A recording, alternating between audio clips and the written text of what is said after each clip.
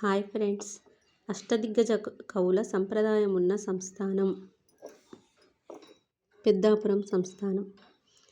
అచ్చ తెలుగు కావ్యం రాసిన తొలి తెలుగు కవి పొన్నకంటి తెలగనాచార్యుడు.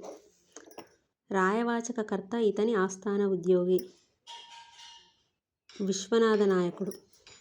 తెలుగు సాహిత్యంలో మహామహోపాధ్యాయునిగా గుర్తింపబడ్డ మొదటి సాహితీవేత్త ఎలకూచి బాలసరస్వతి.